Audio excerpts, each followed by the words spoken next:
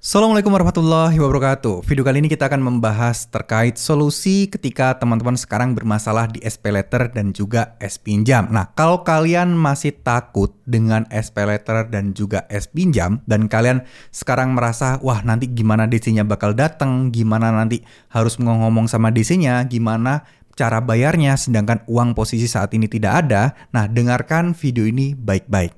Oke. Jadi ada hal penting yang pengen saya sampaikan kepada kalian bahwa untuk masalah galbe seperti ini, kalian nggak sendirian. Banyak teman-teman kalian di luar sana itu yang terjebak gagal bayar terkait masalah seperti ini. Ya, SPayLater, S-Pinjam banyaknya sih SPayLater ya.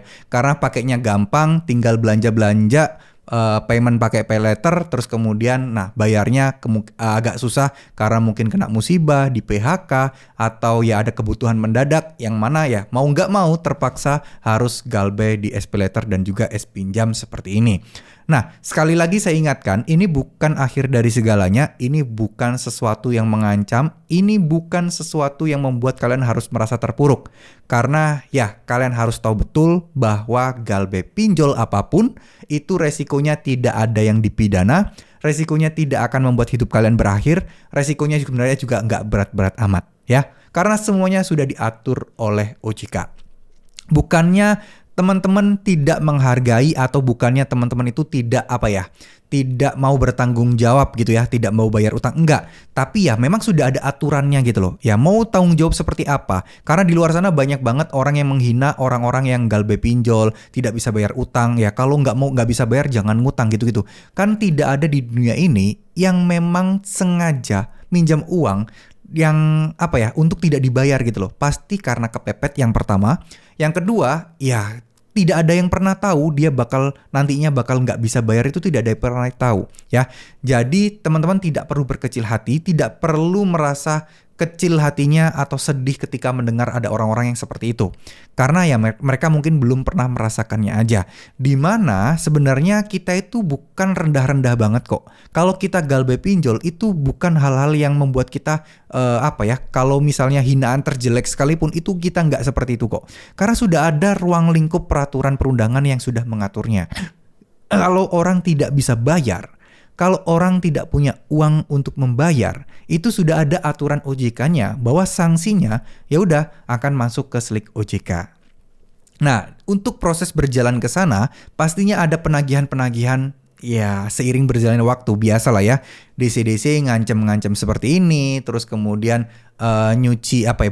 menggiring opini bahwa kalian itu melakukan pelanggaran berat, memfitnah kalian bahwa kalian itu tidak bertanggung jawab, bahwa kalian itu membawa kabur uang perusahaan dan lain sebagainya. Itu sudah hal biasa dan sudah dialami banyak orang juga.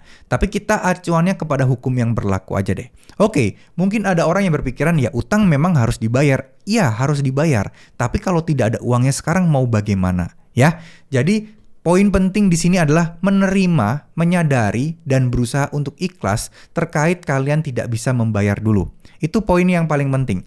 Menerima dan ikhlas terkait kenapa kalian tidak bisa membayar dan mau menerima resikonya apa dulu. Itu paling penting. Ketika kita sudah menerima diri kita, ketika kita sudah menyadari ya resikonya seperti ini, itu akan jauh lebih enteng dan jauh lebih plong buat bagi diri kita. Ya, nanti masalah perjalanannya bang gimana DC-nya bakal datang dan seterusnya, apakah DC SPayLater dan S-Pinjam bakal datang? Ya jawabannya bakal datang, cuman tergantung juga kotanya di mana. Karena SPayLater dan S-Pinjam masih belum begitu banyak DC-nya yang tersebar di seluruh kota. Rata-rata masih di Jabodetabek aja lah. Jadi buat kalian yang tinggal di luar sana tidak perlu takut. Dan bagi yang tinggal di Jabodetabek juga tidak perlu takut ya. Pahami, ikhlaskan, dan pertama kali yang harus teman-teman lakukan saat ini yaitu tadi, ikhlaskan, pasrah, nerima. Lalu yang kedua, meminta ampun sama Allah. Siapa tahu ada dosa-dosa kita yang membuat kita itu sulit rezekinya, yang membuat kita itu susah banget lepas dari utang. Bertobat dulu, minta maaf, minta ampun, dan minta pertolongan sama Allah SWT.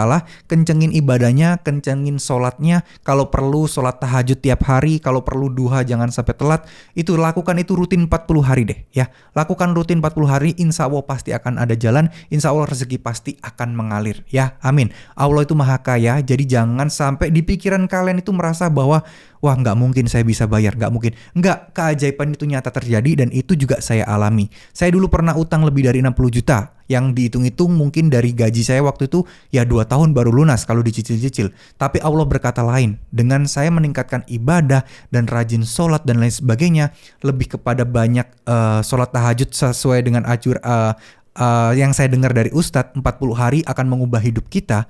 Itu benar-benar luar biasa dampaknya. Nggak sampai 2 bulan, utang 60 juta tadi itu bisa lunas. Dari mana uangnya? Ya Allah ngasih rezeki yang tak terduga-duga gitu loh teman-teman ya.